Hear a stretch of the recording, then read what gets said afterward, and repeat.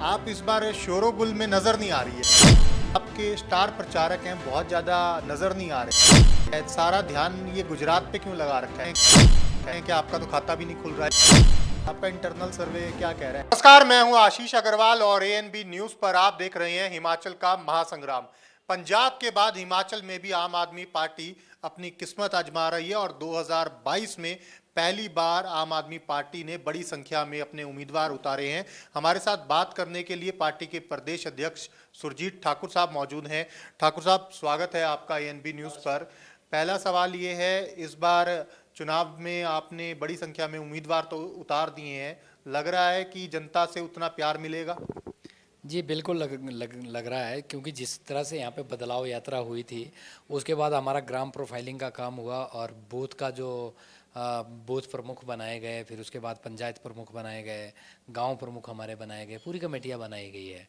तो जिस तरीके से लोगों ने समर्थन दिया, प्यार दिया, उससे ये समझ में आता है कि हिमाचल प्रदेश की जनता एक बदलाव तो हर 5 साल में होता है, पर एक बड़े बदलाव की जो चाह, जो दबिश लोगों के अंदर थी, वो अब सामने आ रही है। और इस बार जिस तरीके का प्यार जनता दे रही है तो उससे महाबदलाव होगा।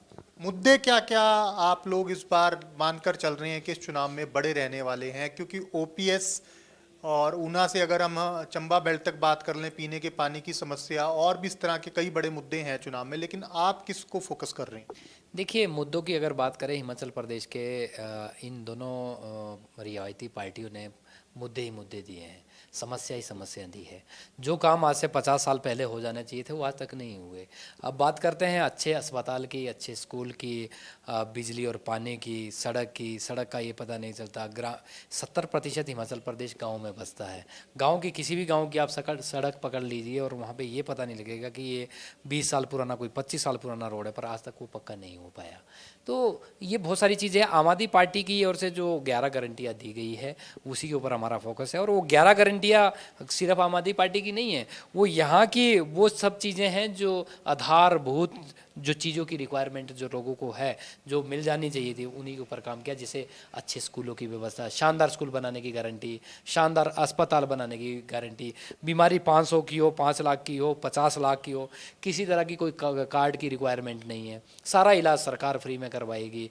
महिलाओं के लिए 1000 रुपये सम्मान राशि की जो गारंटी, अपने बेरोजगारों के लिए 3000 बेरोजगारी भत्ता जब तक सरकारी नौकरी नहीं लगेगी, और 6 लाख 5 साल के अंदर 6 लाख लोगों को, बेरोजगारों को सरकारी नौकरी देने की गारंटी, और भ्रष्टाचार मुक्त हिमाचल प्रदेश में सरकार देने की गारंटी। और ओपीएस, ठीक है जो बात है, ओपीएस अगर पार्टी सत्ता में आती है तो 1 महीने के अंदर ओल्ड पेंशन स्कीम की बहाली की जाएगी पंजाब की तर्ज पे।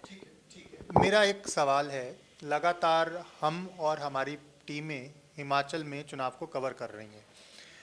इस बार भाजपा ने नारा दिया है कि रिवाज बदल रहा है, और कांग्रेस ने काउंटर अटैक कर दिया हैगा कि रिवाज जारी है और कांग्रेस आ रही है। लेकिन आप कहाँ हैं? आप इस बार शोरोगुल में नजर नहीं आ रही है।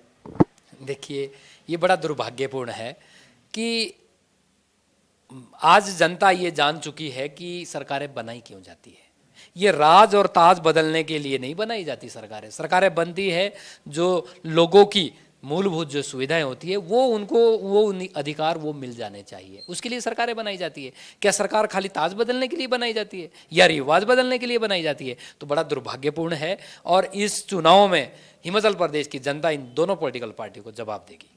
ठीक है, मतदान में समय बहुत कम बचा है, चुनिंदा कुछ दिन रह गए हैं, लेकिन जो आपके स्टार प्रचारक हैं बहुत ज़्यादा नज़र नहीं आ रहे। कारण क्या है? सारा ध्यान ये गुजरात पे क्यों लगा रखा है? हिमाचल को क्यों तरजीह नहीं मिल रही? देखिए, मैं आपको बताना चाहता हूँ कि थोड़ा इससे हमें टेक्निकली सोचना पड़ेगा कि यहाँ 68 सीटें हैं और वहाँ पर 182 सीटें हैं, तो यहाँ से 3 गुने से भी ज़्यादा वहाँ पे सीटें हैं। तो इसलिए ऑब्वियस सी बात है कि 3 गुना ज़्यादा वहाँ पे फोर्स लगानी पड़ेगी, ताकत लगानी पड़ेगी, काम करने पड़ेंगे। उसी संदर्भ में यहाँ पे आपको दिखता है कि भाई ज़्यादा काम वहाँ पे हुआ, ऐसा नहीं है। 2 दिन पहले यहाँ पे अरविंद केजरीवाल जी रैली करके गए हैं, पिछले कल मनीष सिसोदिया जी 2 जगह पर रैली करके गए हैं। आने वाले 8-9 तारीख तक जो है फिर से मान साहब का प्रोग्राम है, और हमारे प्रभारी जी जो एजुकेशन मिनिस्टर है पंजाब के, वो लगातार यहाँ पे कर रहे हैं। और वन मिनिस्टर ने कल इंदौरा में रैली लिए की है, ऐसा नहीं है, सारे में चल रहा है काम।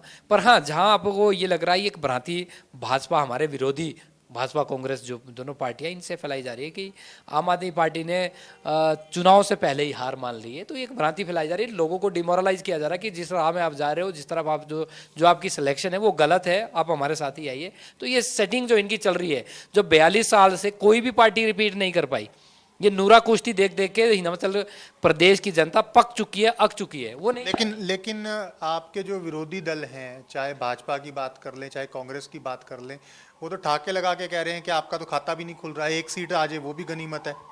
देखिए, आपको मैं बताना चाहता हूँ कि दिल्ली में हमारी 3 बार सरकार बनी, पंजाब में सरकार बन गई है, तो आम आदमी पार्टी सर्वे में नहीं आती, सीधी सत्ता में आती है।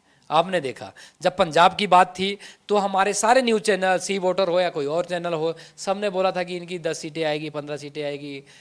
दिल्ली के संदर्भ में भी इन्होंने ऐसे बताया था, तो पहली बार हमारी 28 आई तो हमें 1 से 0 से 2 दी जाती थी, वहाँ 28 आई। जब हमें 4 से 6 सीटें दी गई तो वहाँ पे जो है 67 सीटें आई।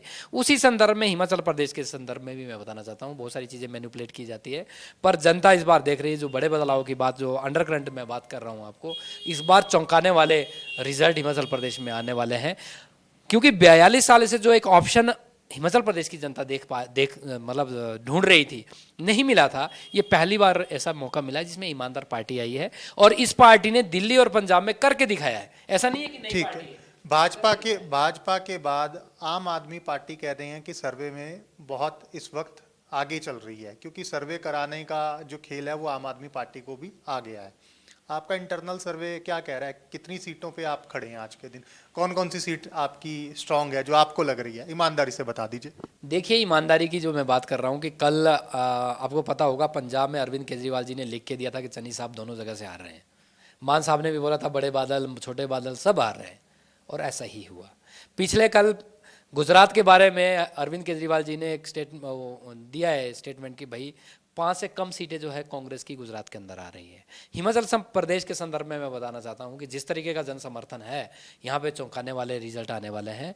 और ये भी मैं आपको बता देता हूं कि जहां पे इन्होंने उम्मीद लगाई कि इस बार बड़े बड़े दिग्गज हारेंगे, और जो नए लोग हैं, जो आम आदमी पार्टी की जो टकटकी लगा के लोग बैठे हुए हैं, वो चौंकाने वाले रिजल्ट होंगे, और इस रिजल्ट में आम आदमी पार्टी कहीं ना कहीं सरकार बनाती नजर आ रही है। तो आम आदमी पार्टी के प्रदेश अध्यक्ष हैं सुरजीत ठाकुर, दावा कर रहे हैं कि सरकार बनेगी, लेकिन आने वाला वक्त बताएगा कि सरकार बन पाती है या कितनी सीटें आ पाती है। लेकिन देखने वाली बात सबसे बड़ी ये होगी कि हिमाचल की जनता इस बार आम आदमी पार्टी को विधानसभा भी पहुंचाती है या नहीं पहुंचाती।